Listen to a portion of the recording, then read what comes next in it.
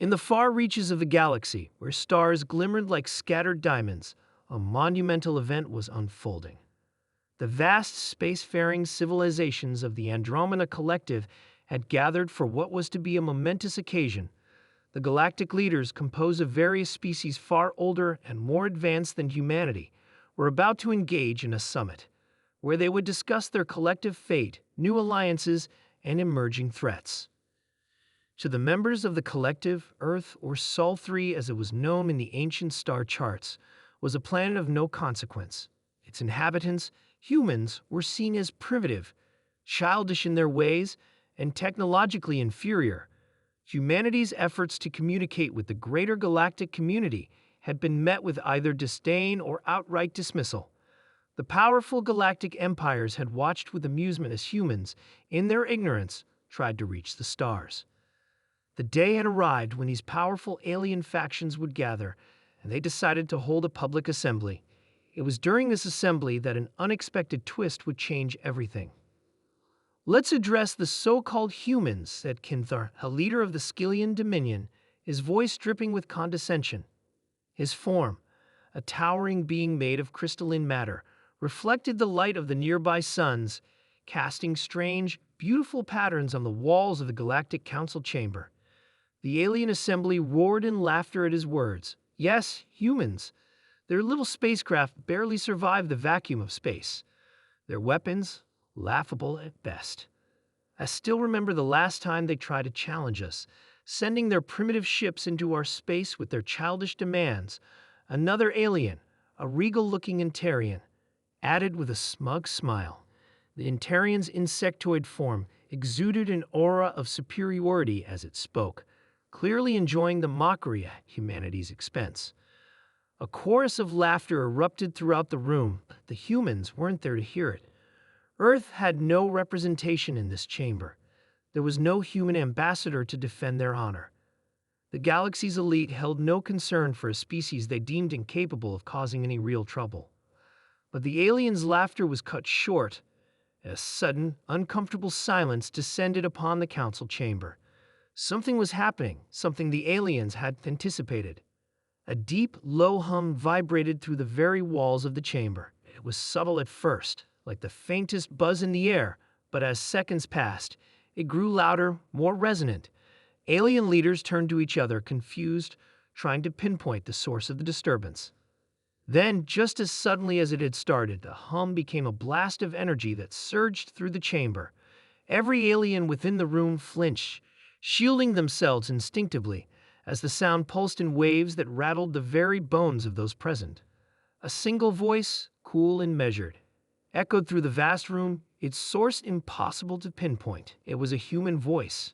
"You laugh at us until you see what we've truly built." Then it happened. From the center of the room, the air shimmered. It was as if space itself bent, folding inward like a curtain being drawn back.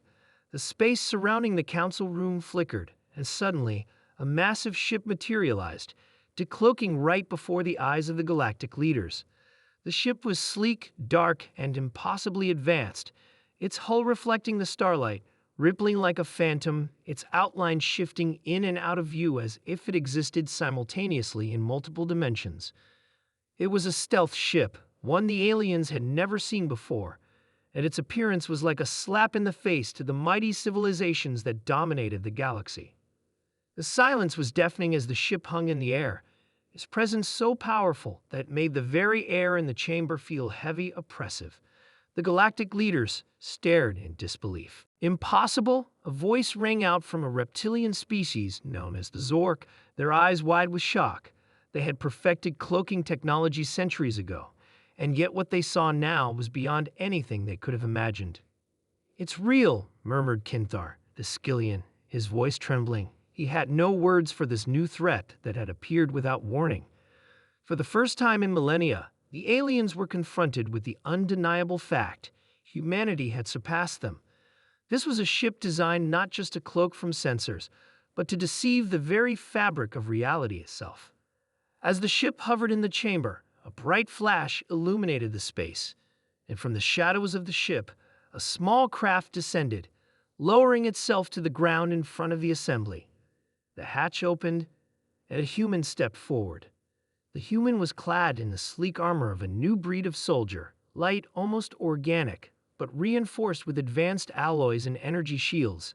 His eyes glinted with determination, and his face bore the hard lines of experience.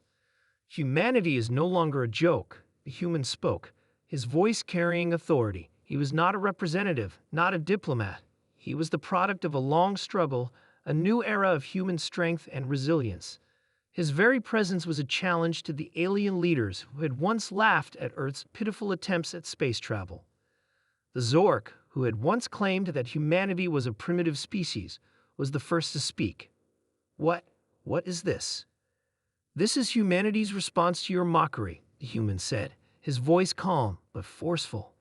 This ship, this technology, it's beyond anything you've ever encountered. You mocked us when we first tried to join the galactic stage. You laughed when we sent our ships into your space, but you failed to see that we were learning. We've been building quietly in the shadows, refining our technology, and now we have something none of you expected. He paused, looking at each leader. This ship is just the beginning. Humanity's new era begins now. We're not here for peace talks. We're not here for alliances. We're here to show you that we can, and will, defend ourselves. And if we have to, we will take what we want, because we are humanity, and you have underestimated us. For a long moment, no one spoke. The aliens were shaken, staring at the human as if they had been confronted by something they could not comprehend. Then, with a single voice, the assembly of galactic leaders made their decision. They had two choices: to retreat, to bow down to this new and unforeseen power, or to confront humanity head-on. The laughter that had once filled the chamber was gone, replaced by a quiet fear. Humanity, in its stubbornness, had finally stepped into its place among the stars. And now the galaxy would know the truth. Humanity was not to be underestimated. Not anymore.